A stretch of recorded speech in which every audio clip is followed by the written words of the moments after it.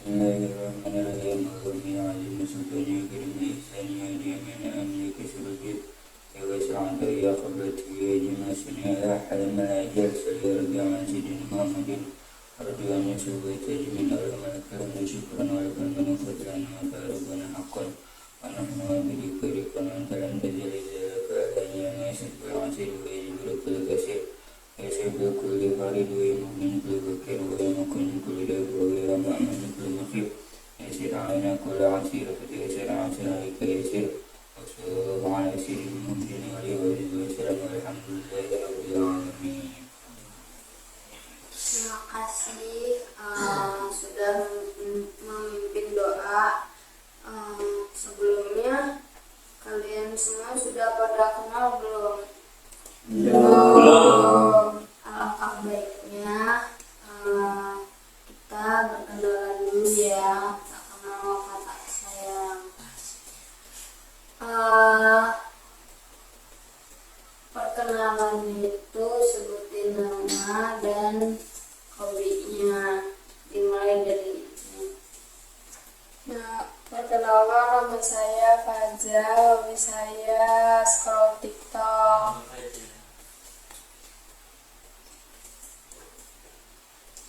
Nama saya Amira Radatain, hobinya baca buku. Perkenalkan, nama saya Nurabila, hobi saya memasak. Perkenalkan, nama saya Izin Devianti, hobinya karate. Perkenalkan, nama saya Muhammad Sadikin Alfan, hobinya bermain voli. Perkenalkan, nama saya Muhammad Ghafarilin, hobinya tidur. Perkenalkan, nama saya Fahru Khawarizmi, hobinya berenang. Baik, sudah pada kenalkan ya. Sudah. Kalian tahu nggak pada hari ini kita akan melakukan kegiatan apa? Tidak. Tahu. Ya, jadi kegiatan pada siang hari ini kita akan melakukan bimbingan kelompok. Kalian sudah pernah melakukan kegiatan bimbingan kelompok? Belum. Jadi saya akan menjelaskan terlebih dahulu apa itu bimbingan kelompok. Bimbingan kelompok itu adalah proses bantuan yang diberikan kepada individu secara kelompok dengan memanfaatkan dinamika kelompok. Apa itu dinamika kelompok? Dinamika kelompok adalah suasana atau kondisi yang terjadi di dalam kelompok yang bertujuan untuk kita tuh berani terbuka, berpendapat, mengenali dan memahami potensi dirinya. Sampai sini paham? Paham. Bimbingan kelompok ini mempunyai 4 asas. Yang pertama ada asas kerahasiaan, di mana saya sebagai konselor harus merahasiakan data atau masalah klien. Terus yang kedua itu ada asas keterbukaan, di mana kalian semua harus berani terbuka tanpa adanya paksaan. Terus ada asas kesukarelaan, di mana kalian hadir di sini dengan sukarelanya. Yang keempat itu ada asas kenormatifan. Asas kenormatifan itu yang tidak bertentangan dengan norma-norma. Sampai sini paham? Paham. Jadi bimbingan kelompok itu mempunyai 2 topik. Yang pertama itu topik tugas, di mana topiknya itu dari saya sendiri. Yang kedua itu ada topik bebas. Topik bebas itu topik yang dipilih dari kalian semua. Jadi kalian mau topik bebas apa topik tugas? Topik tugas. Baik, pada hari ini ini kita akan memilih topik yaitu tentang kenakalan remaja. Kalian tahu kenakalan remaja itu apa?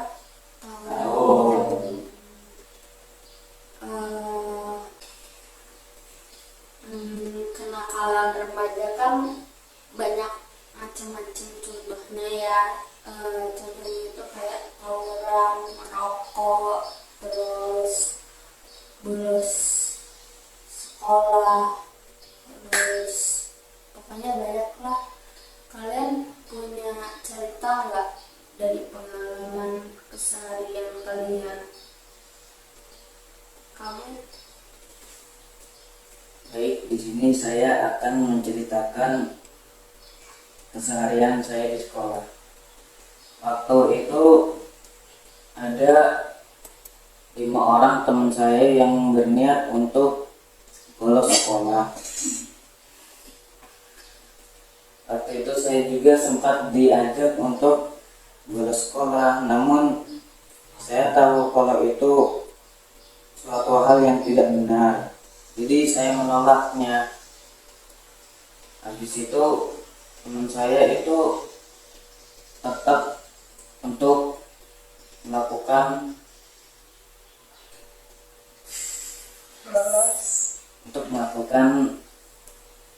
niat bolosnya. Jadi dia itu bolos sekolah melewati suatu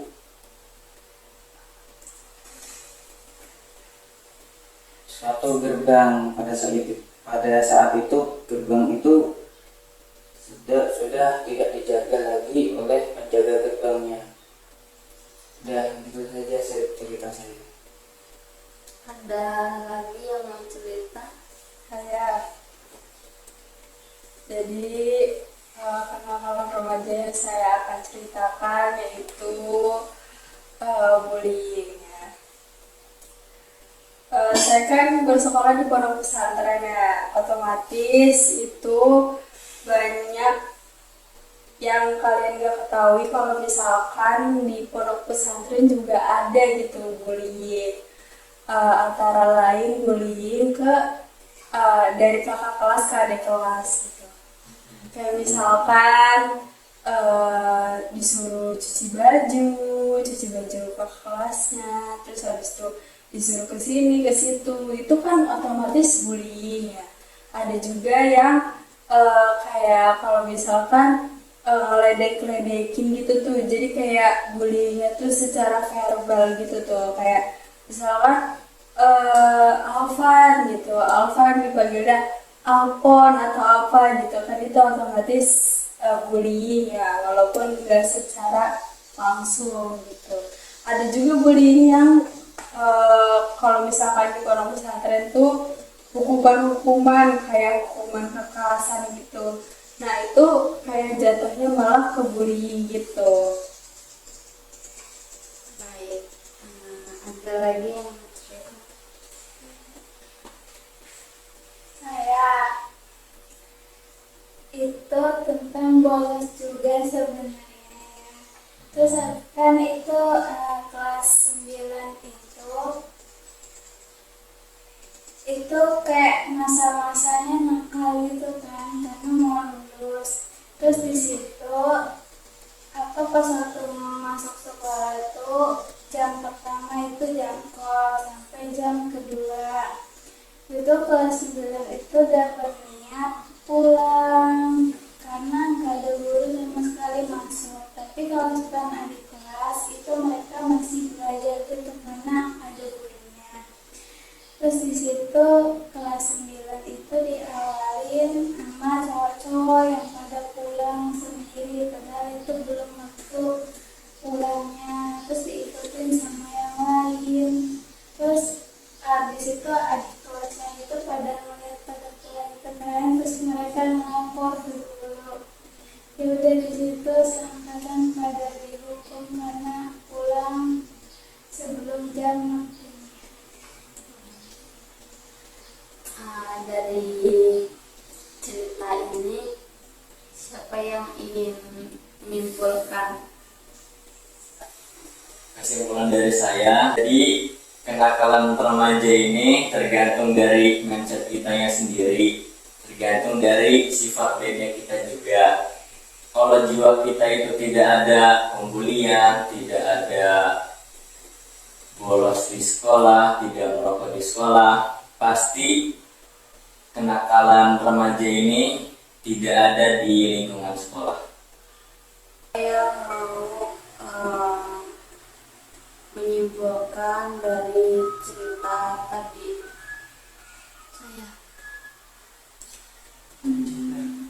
Kenakalan remaja saat ini sangat mengkhawatirkan. Kenakalan remaja bisa disebabkan oleh beberapa faktor. Bisa dari faktor lingkungan, keluarga, teman, ataupun media sosial yang sekarang ini semakin banyak. Sebagai orang tua, guru, keluarga, dan orang-orang sekitar sebaiknya saling mengingatkan jika kita semua melakukan kesalahan.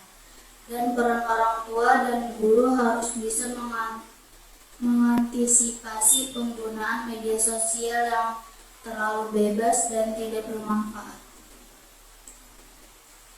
Baik, siapa yang akan menambahkan lagi?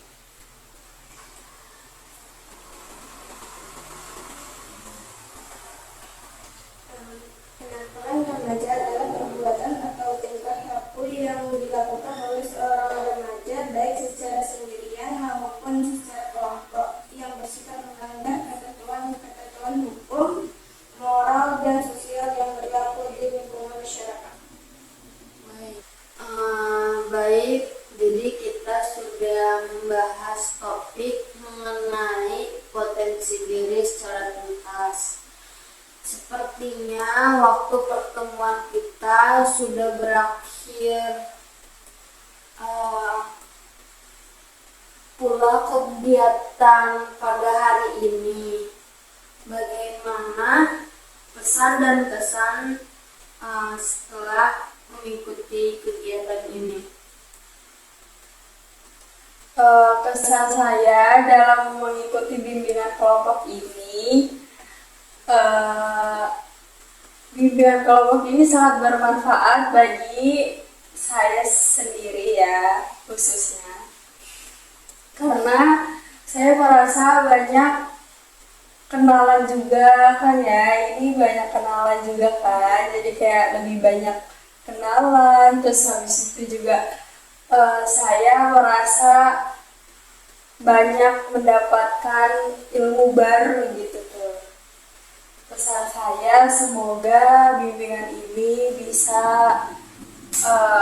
menjadikan tolak ukur bagi kita semua atas kenakalan remaja. Ya.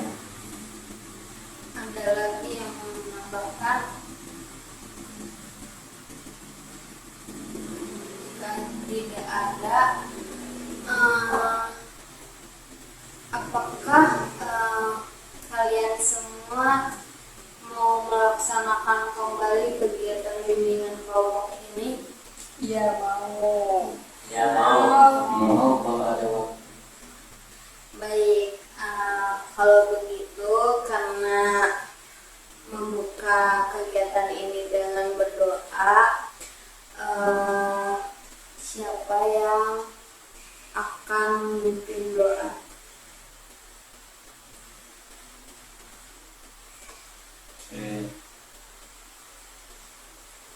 Bismillahirrahmanirrahim. Alhamdulillahirrahmanirrahim. Alhamdulillah ya Rabbana lakal hamdu kama yanbaghi li wajhika al-karim wa jalali.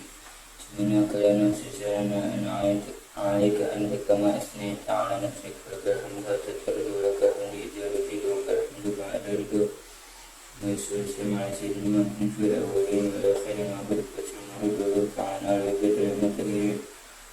Asyhadu an la ilaha illallah wa asyhadu anna اللهم لك الحمد شكرا ولمن فضلا وانت ربنا حقا ونحن نعبدك وانت لم تجعل ذلك عليه لن يسر كل عسير ويجب كل كثير ويسر كل قريب ومن كل كثير ويمكن كل يكون من كل مخلوق يسر عنك كل عسير فليسر عنك يسير Wassalamualaikum warahmatullahi wabarakatuh.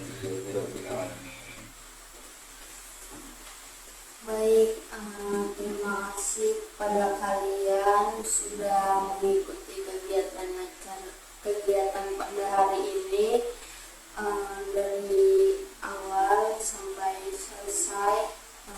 Apabila ada kekurangan atau salah kata, mohon dimaafkan. Dan dari saya, wabillahi taufiq wal hidayah. Wassalamualaikum warahmatullahi wabarakatuh.